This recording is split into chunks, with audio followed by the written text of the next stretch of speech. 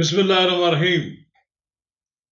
السلام علیکم ناظرین کرام، 5 اگست 2024 بنگلہ دیش کی سیاسی تاریخ میں غیر معمولی اہمیت کا حامل ہے۔ یہ وہ دن ہے جس روز نصف صدی کے بعد بنگال کی نوجوان نسل نے آج سے نصف صدی پہلے پاکستان کو دو لخت کرنے کا جو واقعہ ہوا تھا اس کو آج سارا ملیہ میٹ کر دیا۔ وہی بنگلہ بندھو شیخ مجیب الرحمان، وہی ان کی ماتا حسینہ واجد ان کے مجسمے اکھاڑ کر پہن لیے، اور حسینہ واجد کو ہیلی کاپٹر میں فرار ہو کر جان بچانی پڑی۔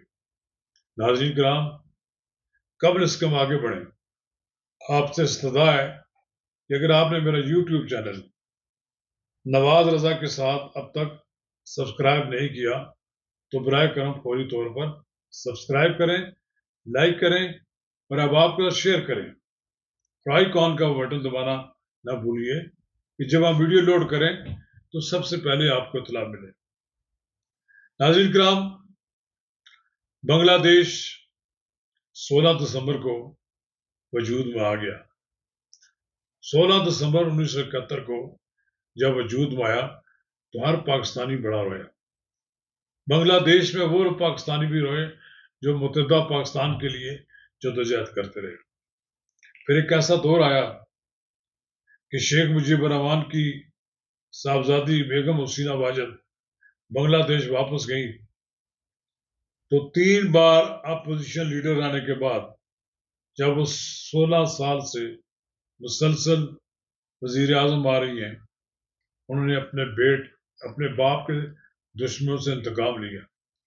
دراصل انہوں نے ان لوگوں سے انتقام لیا کہ جنہوں نے 1971 میں جو بنگلہ دیش کی آزادی کی جسے تحریک وہ کہتے ہیں، اس میں انہوں نے پاکستان کے ساتھ ساتھ دیا تھا۔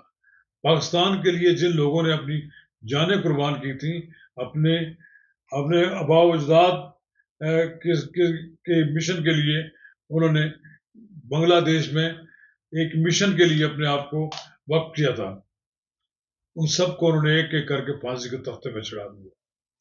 یہ قرون اللہ کے مسلمان ہیں، یہ جماعت اسلامی کے وہ لیڈر ہیں، پروفیسر غلام اعظم ہیں، یہ جناب ملا قادر ہیں، اور اسی طرح ایک لمبی طویل فہرست ہے کہ جنہوں نے تختہ ادار کو تو چوم لیا لیکن حسینہ واجد کے سامنے اپنی زندگی کی بھیک نہیں مانگی۔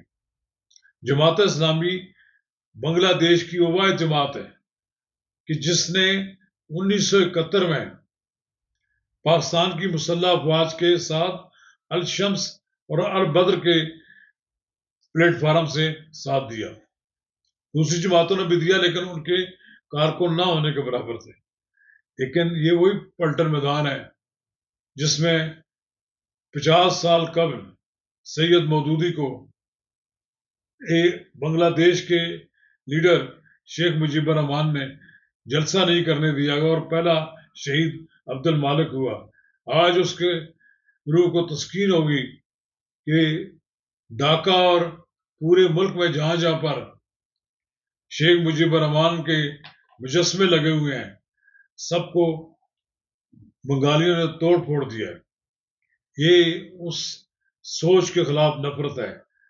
بنگال آزاد نہیں ہوا تھا، بنگال پاکستان سے الگ ہوا، لیکن وہ سارے کا سارا انڈیا کے تسلط میں چلا گیا۔ بنگلہ دیش بنا لیکن یہ انڈیا کی ایک کالونی بن گئی۔ یہ اس نفرت کے خلاف، یہ ایک بنگالیوں کی انڈیا کے خلاف نفرت جو تھا اس کا اظہار تھا۔ کچھ لوگوں نے کہا کہ یہ شاید بارش کا ایک قطرہ ہے۔ پاکستان کے حالات اور بنگلہ دیش کے حالات میں زمین آسمان کا فرق ہے۔ جن لوگوں کے بزرگوں نے بنگال کی سرزمین پر لڑتے لڑتے اپنی جانیں قربان کی تھی 1971 میں، آج ان کے روحوں کو تسکین ہوگی کہ یہ وہی لوگ تھے کہ جب یہ برس اقتدار آ گئے تو پھر انہوں نے پاکستان کے لیے قربانیاں دینے والے خاندانوں کو تیک کیا اور ان کو پھانسیوں پہ تختے پر لٹکایا. پھر انہوں نے ان لوگوں کو بھی پھانسیاں دی کہ جن کے بارے میں انہیں شک تھا یا انہیں یقین تھا کہ انہوں نے شیخ مجیب الرحمان کو قتل کیا ہے. بہرحال اگر شیخ مجیب الرحمان کی بیٹی آج ہیلی کاپٹر پر بیٹھ کر فرار نہ ہو جاتی انڈیا تو یہ بات یقینی تھی کہ انہیں گرفتار کر لیا جاتا، اور یہ بھی ہو سکتا تھا کہ جو ماب ہے، جو ہجوم ہے، ان کو قتل کر دیتا. بہرحال آپ نے دیکھا ہوگا کہ بنگال میں کس طرح وزیر اعظم ہاؤس کی اینٹ سے اینٹ بجا دی گئی. یہ بنگالیوں کی جو نفرت ہے اس کی یہ وجہ یہ ہے کہ بنگالی انڈیا کی ہیجمنی کے خلاف ہیں. بنگالی کسی صورت میں بھی بھارت کی بالادستی کو قبول کرنے کے لیے تیار نہیں. میں 1994 میں بنگلہ دیش گیا تو میں نے اس وقت بھی وہاں پاکستان تلاش کرنے کی کوشش کی. مجھے جگہ جگہ پر پاکستانی نظر آئے، لیکن شیخ مجیب الرحمان کی صاحبزادی بیگم حسینہ واجد نے اور وہ جو پاکستان کے خلاف لوگ ہیں انہوں نے وہاں پر پاکستان کا نام لینا یہ ایک جرم قرار دے دیا. یعنی کسی کے منہ سے اگر پاکستان کا نام نکل جائے تو اسے کوئی نہ کوئی غداری کا مقدمہ اس کے خلاف بنا دیا جاتا تھا. لیکن بہرحال آج ان لوگوں کو بڑی تسکین ہوئی ہے اور مجھے بھی بڑی خوشی ہوئی ہے کہ آج بنگال کو بھارت کا غلام بنانے والوں کو نکال دیا گیا ہے. یہ ایک بڑا واقعہ ہے، اسے معمولی واقعہ نہ سمجھا جائے. اب مجھے پتہ ہے، اس بات کا اندازہ بھی ہے کہ شیخ مجیب الرحمان کی صاحبزادی یہاں سے جانے کے بعد پاکستان کی خفیہ ایجنسی ISI پہ الزام لگائے گی کہ یہ اس کا کیا دھرا ہے. یہ اگر اس کا کیا دھرا ہوتا تو یہ آپ کے بنگال میں جو لوگ لاکھوں کے لوگ سڑکوں پر نکلے تو یہ کیا اس کو بھی سارا کو لوگوں کو ہم نے برگلایا؟ نہیں، ایسی بات نہیں ہے. یہ ان کے کرتوتوں کی وجہ سے ہوا ہے. حسینہ واجد ایک ڈکٹیٹر بن گئی تھی. انہوں نے اپنے مخالفین کو چن چن کر مار رہی تھی.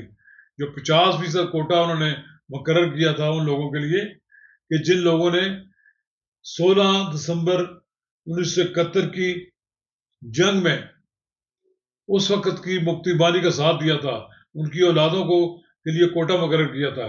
یہ بنگلہ دیش ایک ایسی ریاست بن گئی تھی کہ جہاں پر انڈیا کا تسلط تھا.